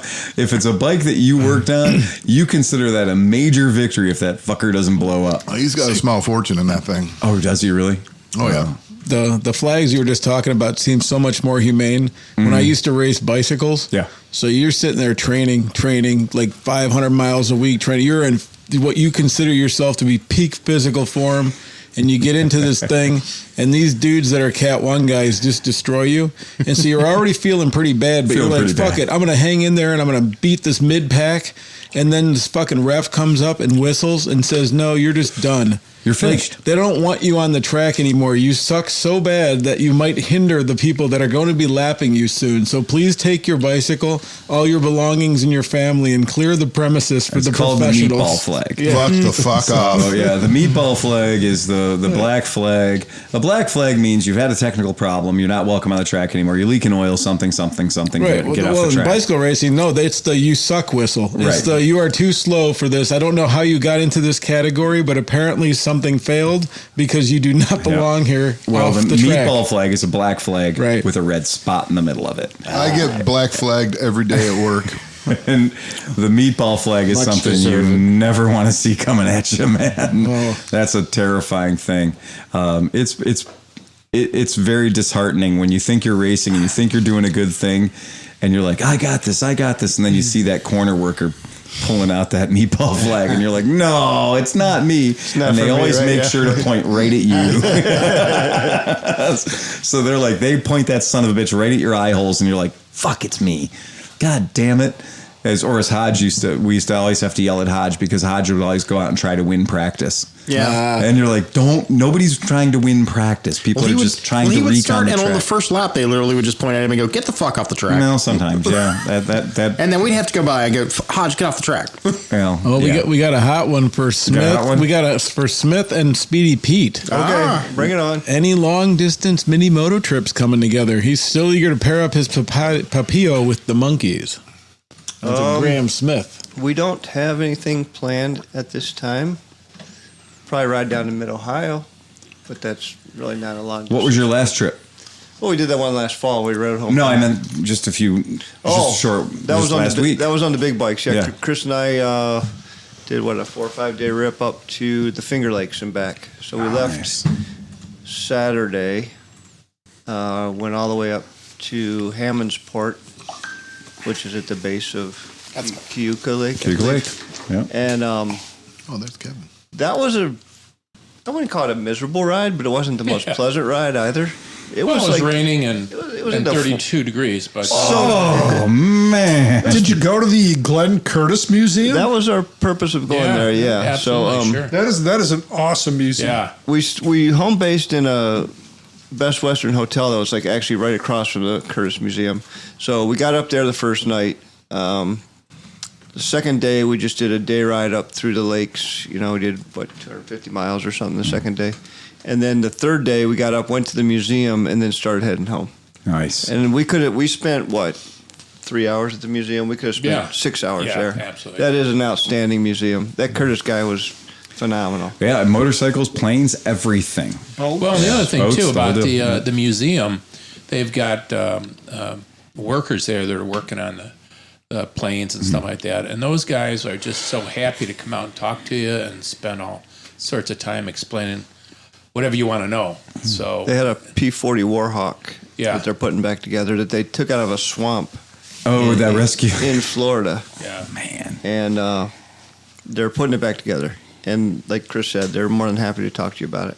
Man, see, this is what. So my mom being in the nursing home now, I'm kind of getting these. I'm learning about nursing homes, and I kind of had these ideas. Like they should get these dudes, just get some guys that knew about airplanes and shit, bring them to a museum and stick them down there with some like just clothes they're comfortable in. Right. They'd be the happiest fucking dudes in the history of the throw world. the picture man. up there. Just So, talking to there's a everybody. Work in progress. Yeah. Oh, that's Yeah. cool. Yeah. nice. Yeah. They said that thing was in a Florida swamp. Two of them had collided like during World War II or something that on a training mission or something. And they were literally in the swamp for 30 some years and they took them out and they had pictures of all this too. And the thing was just absolutely in tatters and it's pretty complete now. But isn't there an effect though when they're underwater like that and buried in the mud, like they don't oxidize or something like that, or as much or something like that? Like, I can't speak to that. I don't know. Maybe the guys that were there would know something about it. I know the peat bogs were always good for Yeah. preserving Human- warplanes and stuff. yeah. Yeah. Human remains. Yeah. That's a cool museum, man. That is a fantastic museum. To that effect, on Thursday, we're going to be invited to, not this upcoming Thursday, we're going to be invited to the Crawford Auto and Aviation Museum on, I believe it's July the 18th, if I'm not mistaken. And they are having the mini bike display. I got to see the mini bike display. It's super fun. It's super cool. My bikes are all up there. It's pretty cool. what's the title? It is, oh God. Big Fun on Little Bikes. Yeah, Gimme Dan Davis, right? It is super cool. Chris's bike is there also. Oh, your monkey's in there? Well, the red one, Ketchup, Okay, catch it. Yeah. is no longer in my stable. It was I sold it to Dan Davis. Oh, you did? Oh, that's Yeah. right. Dan bought it. So- yeah. so oh, he- that's so cool. He put it on display up there. ketchup and Nice. mustard. Yeah, I love it. It is cool. Yeah, it's a Courtesy really of- neat thing. I came up with that. Yeah. Yeah. It's fucking cool, man. So they're going to actually give us access. So we're going to have the podcast will be there. So we're going to do the podcast. We'll probably roll at about 6 p.m. because the museum closes at 8. And Well, they're he, gonna- he said we could stay later if we wanted He to. did, really? Yeah. Oh my Yeah. God. Is the date set? I mean, you said. Yeah, I think it's the 18th. Give me a second. Oh, man, really? Yeah, give me one moment. Let me. I want to make sure I'm not giving you bad information. BMW. Yeah, give me a second. Oh, July, he Take, said. take your time. Yeah. You said July, right? Yeah. It's not now. okay, It's good, not, good, It's good, not good. this weekend. Yeah, but I just want to make sure that I'm reading it as opposed to just quoting it. Yeah. Because I don't want to have any bad information go out there because it's kind of a big 18th deal. of this month, I'm going to be out of town at the BMW National Oh, nice. down outside Nashville this year. Very cool. Yeah. So mini moto night at the Crawford Museum. That is going to be Thursday, July the 17th from Perfect. 5 p.m. to 8 p.m. That is the Thursday. And I think, is that the Thursday before AMA Vintage Days? No, that's a week later.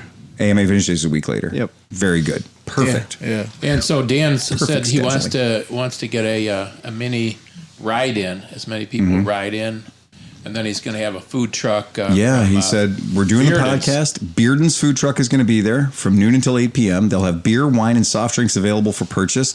Reduced admission of only $10 between 5 and 8 p.m. for anybody who shows their motorcycle helmet.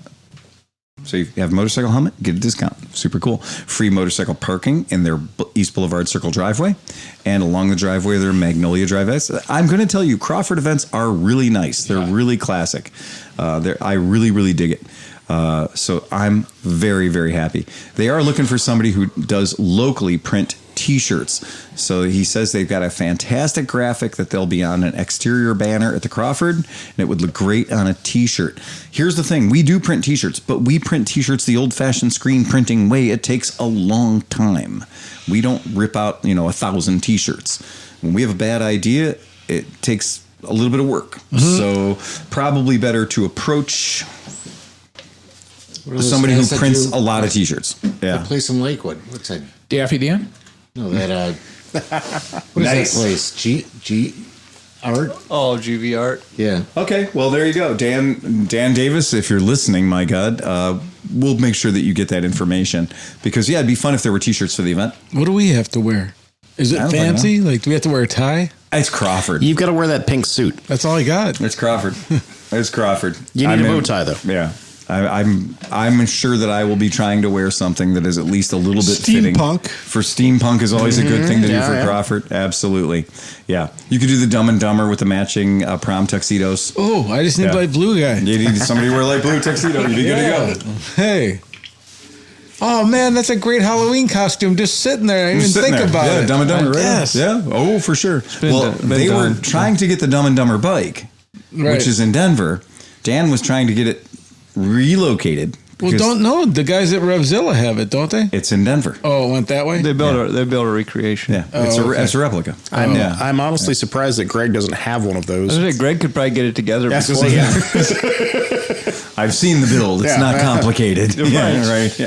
I think Greg has the starting equipment to build a fleet of the Dumb and Dumber bikes. Dude, and you know what's weird? So I went and I filmed with him, about just all the stuff that he's doing because I find it fascinating, right? Yeah. But once you start to notice mini bikes, it's like when you notice a number, they're everywhere. On the way here tonight, there was a dude in a pickup truck in front of me that had the Captain America chopper mini bike, but it wasn't a new one. It was like a 70s mini bike. Interesting. But like that long and shit. And I'm like, what is the odds? Like I was doing mini bike stuff all day yesterday for a video, and then today it's just Greg driving around in a truck with him. I thought it was him, but it wasn't. I wish they had the mini bike that I was riding around. It was Bruce's bike, and we had a bungee cord attached as the throttle cable with a dildo on it. Yeah. And I was trying to pull on the dildo. That's great. Yeah, the good old days. Whoa. We used to sell, when our shop was on West 25th Street, we used to have a line of mini bikes that were called Kicker 5150s. And they were, 35, 37 cc powered weed whacker motors. And then they were all kind of choppers, right? They were all choppers. And they were adorable. You could just pick them up like that. But the reason I had to stop selling them was they became quite popular because they were, $700 to $1,000 a piece. But when you were on one, your head was at about 3 feet, okay? And what was happening in Cleveland is a lot of people were buying them and letting their kids run them. And so the kids would be between two parked cars and go out in the street. Yeah. And not one, not two, but several children were killed in a very losing situation against a car. And the car driver was then mortified because then they're just driving down the street going to work on Carnegie, and this kid blaps out on this little two-stroke, and they would go pretty good. I mean, they'd rip along. And the kid just pops out between two parked cars. There's no nothing. There's no flag. They are way below fender height. And especially in this world of taller vehicles that we live in now, sport utility vehicles and everything else. So I think it was after the third or maybe fourth fatality that was on equipment that we sold, we just were like, yeah, it's just not worth it. I just, they're cute and they're adorable and everything else, but I can't sell with the bike the knowledge that you need to not let your kids ride this on Carnegie. You got to keep your kids from riding this on the main road. You figure it says off-road use only. Don't be riding anything, So it's like, fuck. Here you go. That stopped you before, right? Well, I know. I took my track that didn't bike. buy the Benelli a couple of weeks ago, and now he doesn't have his SSR anymore. Yeah, we had a kid that had a bike successfully for 3 days. And so he bought a motorcycle, and 3 days later, and one massive, Tom had to go back and torque everything down. Yeah. But straight up, he owned a bike for 3 days, $2,400, and it's in police impound. And because he didn't want a bike with a title, he didn't want a bike with a license plate, he didn't want an SSR, or he didn't want a TNT 135. He wanted the dirt bike. He wanted the wheelie bike. He wanted the bike his friends said was cool. Well, half of his friends said, get the one with the title, get the one with the plate. The cops won't fuck with you. His other friends said, no, that dirt bike's where it's at. You got to have the dirt bike. If you're going to run wheelies and all that stuff, you got to have the dirt bike. And he bought a very shit hot dirt bike, but it lasted 3 whole days. Yeah. So that's one of those things where. So did he get pinched? Oh, yeah. Yeah. And what's funny is he didn't get pinched. His buddy got pinched. So he left our shop on the sidewalk and like an idiot. He should have got pinched. He was a very nice kid, but, not making good life decisions. The buddy, I guess at the moment, the buddy happened to be riding it and the buddy got pinched. And it was just a situation of that bike's going to impound right now. And the cops were probably like, look, it fits in the back of our truck. That's so much easier. Just, instant repo on the spot. And then the kid came back to us and said, they won't let this thing out of impound unless I have a title to prove it's mine. Well, it's a dirt bike. So the best I could do, he goes, they said if you give me the MCO. So we were like, okay, we gave him a copy of the MCO. Because I was like, that seems weird. I don't think they're going to release a bike on an MCO. So he took the MCO. He insisted he was right and that we were wrong. He tried getting it back on the MCO. They wouldn't let him get back on the MCO. I took it down to the title bureau, and I got the title bureau to issue an off-road use only title, gave him the off-road use only title, and said, good luck. And the department said, no, you don't get this back until all the fines and fees are paid. And he goes, well, I wasn't the one that was riding it. Mox Nix. Yeah. Yeah. And then in 10 days, they own it. That's 10 how it days, works. no kidding. It's 10 days. Yeah, but they keep charging you every day. So Oh, yeah. you don't get it right when they it's put it in. the you're silliest screwed. thing is in 10 days, they don't have to give it back to you. Wow. But the clock is still ticking. So that idea would be the devil you know or the devil you don't situation. No matter what happens, you get that son of a bitch out of there in 10 days. Because once it's past 10 days, they don't have to give it back to you. Mechanics lien in the state of Ohio is 14 days. Yeah. So if somebody leaves their bike at my shop, if I've called them and I've notified them of their invoice, it is only 14 days. Oh. And most consumers, well, every consumer that's ever dropped a bike off at my shop is very surprised to hear that. So he's actually going to forfeit the bike then. Well, I haven't seen him in the neighborhood, Yeah. and it's been more than 10 days. Yeah. So I'm guessing, had he gotten it back, we would have seen him or heard him in the neighborhood. Yeah. Because he has a pretty constant appetite for parts and or service. So we would definitely have seen him in the neighborhood. He's relying on his friend paying fines and fees. Yeah. When even getting that kid into court to find out what his fines and fees are might take more than 10 days. Would he be interested in that Vespa that came in today? I think we tapped him out on the 2400. Yeah, I don't think he's got too much left. It's a bad scene. It's not going to cost much to pick up that Vespa. Probably not, I don't think. But what I would tell you this is that might be something you might want to consider if you're the kind of fella that likes to ride dirty or do wheelies. Keep in mind that it might not be you that gets popped on your bike. And if your bike does get popped, it's a little bit of a strategy by local law enforcement to say you can't get that out of impound until the fines and fees are paid. Otherwise, why would you pay the fines and fees? Yeah, exactly. Right? And if they say, Tanuki drink, if they tell you, you can have the bike out when your fines and fees are paid. I used to work in that system. It is very rare that you can have an altercation with law enforcement and get the fines and fees paid, or even get a fucking court date to go pay those fines and fees inside of 10 days. Because the courts are pretty slammed right now.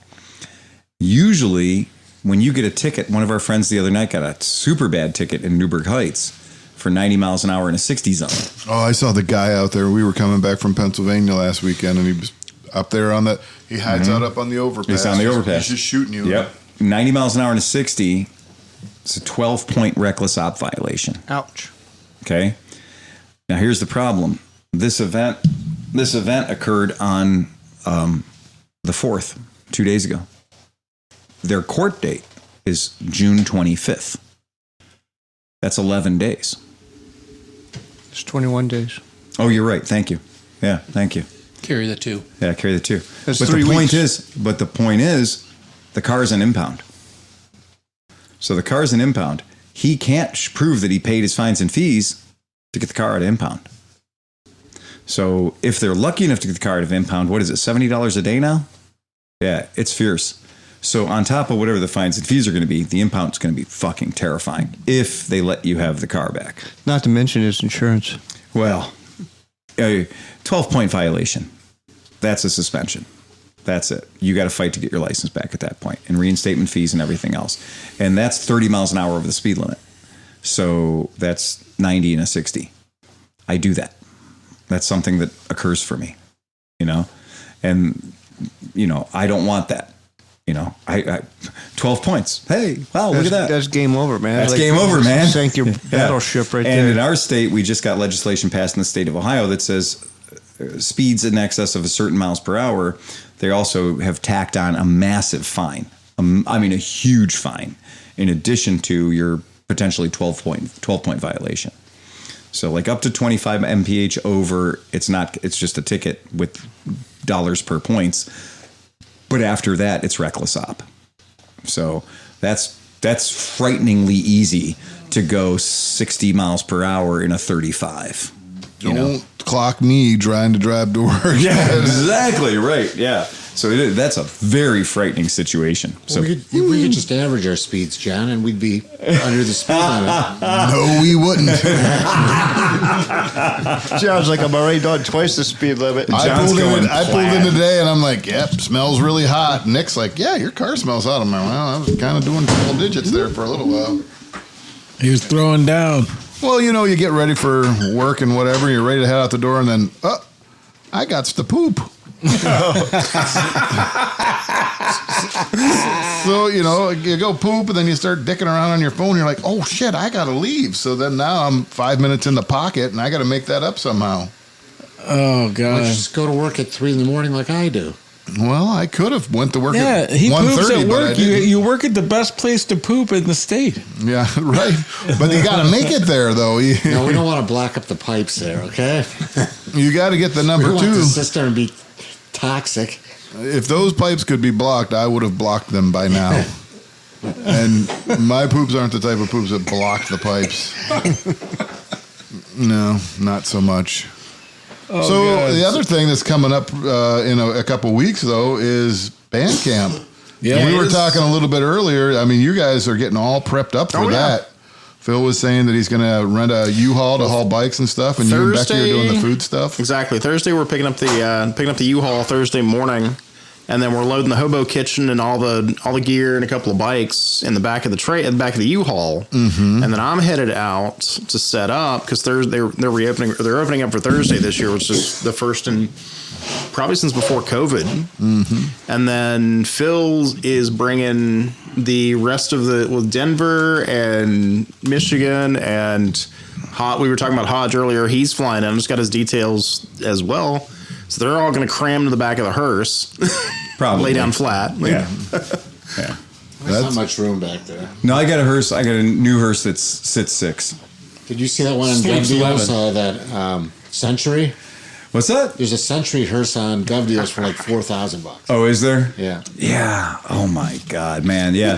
This is. I mean, that's not shipping, but that's just, But it's just one of those things. You're like, oh man, And I gotta pump the brakes on all that shit. Yeah, I can't keep buying that stuff. Curtis Cousineau's brother just came in and bought a little tiny, adorable yellow Suzuki square thing that I have with wheels underneath it. So that thing that's been parked in front of the shop for the past 6 months.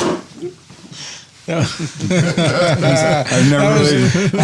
You missed the story. It was poop talk. I mean, who hasn't had to have to plank out on that last 5 minutes home?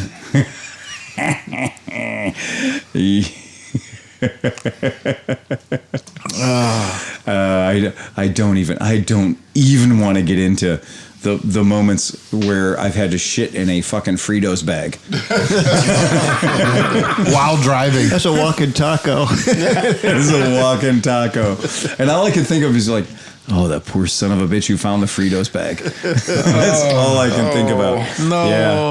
Yeah, Fritos taste like shit. if you're good at fluid dynamics and hydraulic management, you can pee and be done peeing and then poo in a Fritos bag. Wow. But don't try to pee and poo in a Fritos bag. That will not work. You have to pee first. How do you know these things? I was in the Army.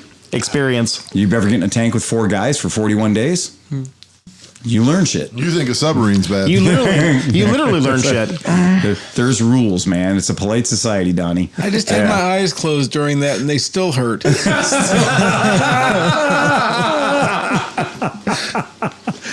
Yeah. Hey, let's get off the poo talk for a minute. I'm going to circle back to something you were saying about if you got a dirt bike and you're going to be out doing shit that you shouldn't be doing on it, Yeah. you might want to get in front of the game and go ahead and march down to the title bureau and get a title issued for an off-road vehicle. Right. For the inevitable time that you do get pinched, so you do have paper on the bike. Absolutely. See, I didn't think those guys were all buying those bikes. I thought those were the bikes that came up missing.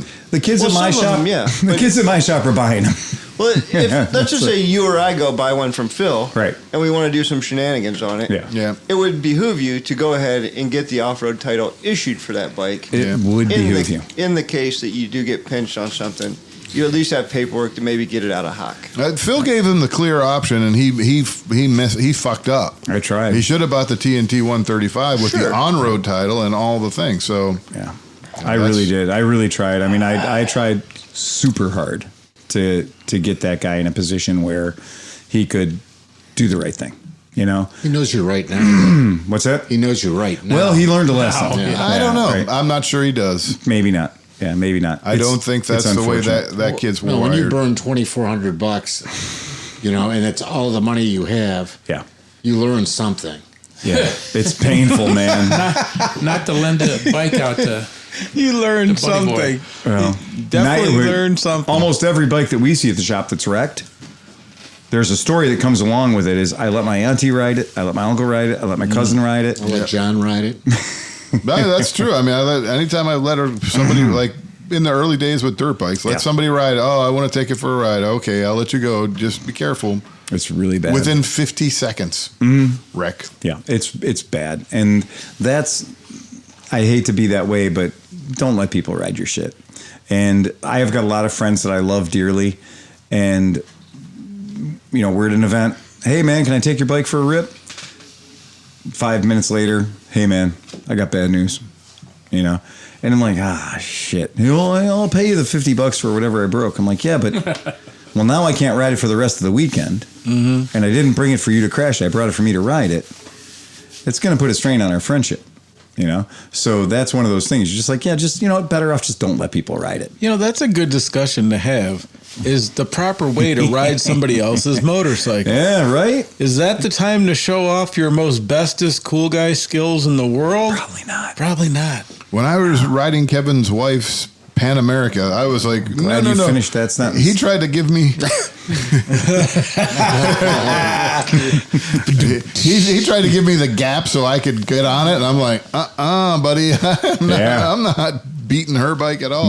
No way, man. Oh, I missed it. No, It that was- is not the goal of this operation.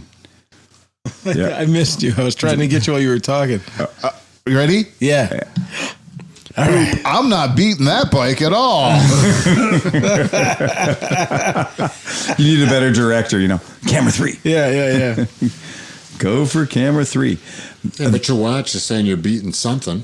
Yeah, that's true. Yeah, your Fitbit. Like it owes me money. You're bitten, yeah. Hey, the trick always with the Bandcamp thing is that one of the greatest things about Bandcamp is just that it is sequestered into a safe space. So you could just show up on Thursday, leave on Sunday. We've only had one helicopter have to land ever.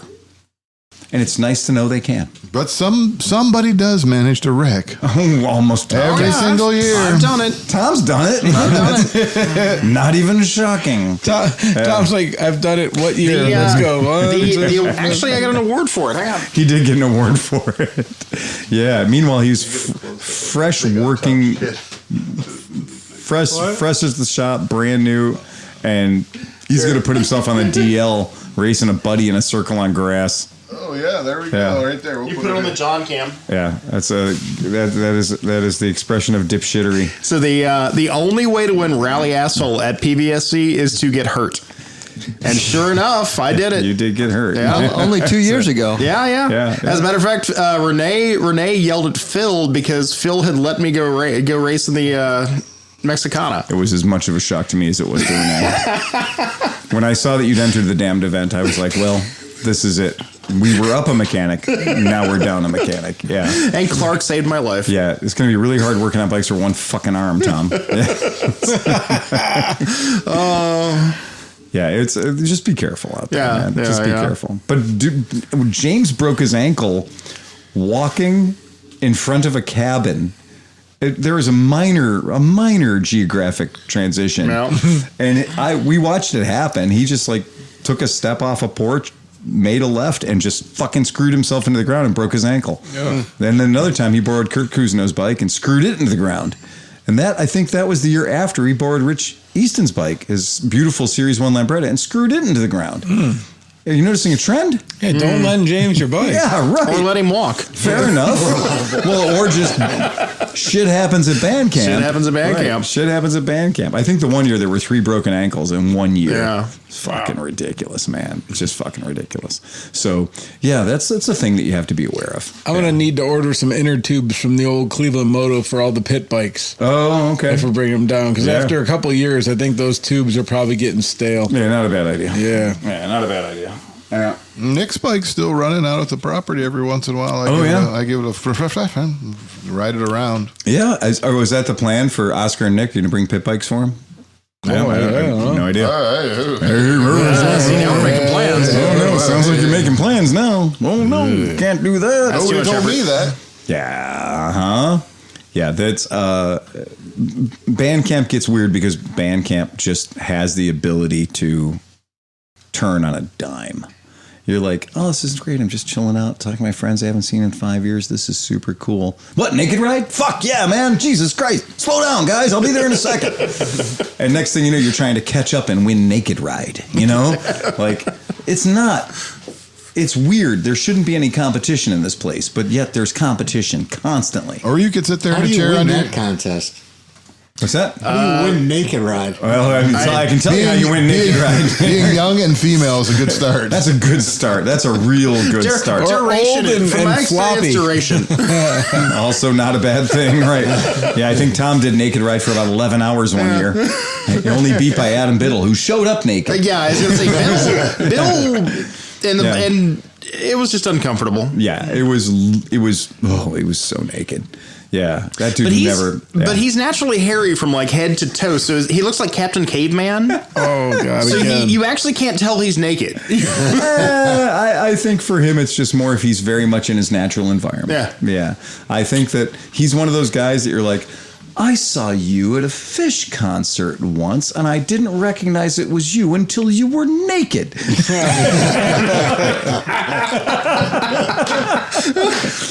And you're laughing, but that's a quote I heard. No, that's actually a quote. Yeah. I'm like, all right. Oh, look, it's the ass cheek mole. Yeah. I know that, dude. I didn't recognize you without my girlfriend on top of you. Crotch dreads. Right. I remember you. Yeah, pretty freaking sneaky. Did you just say crotch dreads?